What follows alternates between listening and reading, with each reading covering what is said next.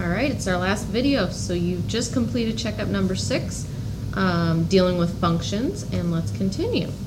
So, what if we are given a graph? How can we tell if that satisfies a function? And remember, a function is a rule that assigns one output value for every input value. So remember, we have x comma y is an ordered pair. That's our input value. This would be our output value. So there's a very, very easy way to see if a graph is a function. And what that is called is the vertical line test. The vertical line test, hence the name, uses a vertical line. So I've drawn in a vertical line. Now what I need to do is I need to pass this vertical line through my graph, in this case this wave. What I need to see happen is that my vertical line only touches that wave once at a time. So if I put my vertical line right there, I can see that my vertical line and this graph, this wave, only touch once at a time.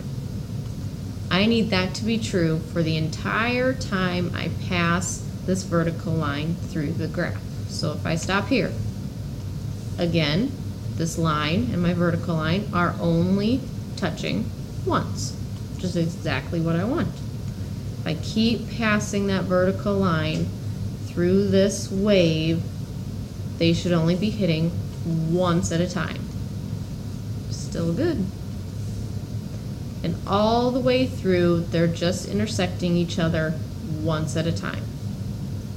If that works, then yes, it's a function. Let's try this one. So I'm going to use the vertical line test to take my vertical line and pass it through this function, or this graph. Now notice it's kind of the same as that graph. It's waves, but in this case it's going up and down. So when I pass this vertical line through it, they should only intersect once at a time. So let's stop. Is my vertical line hitting that wave more than once at a time? Well, they hit there, and there, and there, and there, and there, and there, and there. It did not hit just once. If I go some more, did it hit once at a time? 1, 2, 3, 4, 5, 6. They intersected each other 6 times. And even way at the end, that vertical line and that wave are hitting each other 3 times. What we want is 1 time. So this is not a function. Again, this is the vertical line test. So if I pass a vertical line through this diagonal line, they should only intersect each other once at a time. So if I start here, yep, they're hitting each other once. There's 1 intersection spot. I can keep going down that line, and I see that at all points in time, it is just, or they are just intersecting once. All the way through, there's just 1 intersection point. So yes, this is a function. If I go on to my next graph, this shape is called a parabola. You'll get used to that in algebra. Let's pass my vertical line through this parabola and stop a few times. I am intersecting the parabola and the vertical line once. Even as I go down, I'm still intersecting once at a time. All the way to the edge, I'm still only intersecting once. So this is, yes, a function.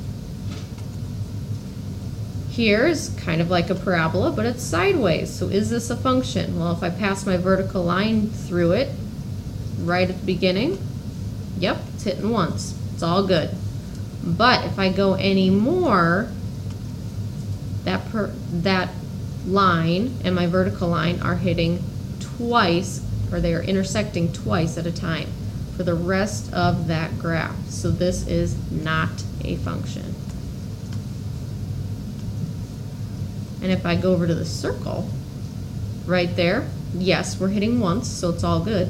But for the rest of that graph, we are hitting twice at a time. And I can't do that. Twice at a time. So this is, no, it is not a function.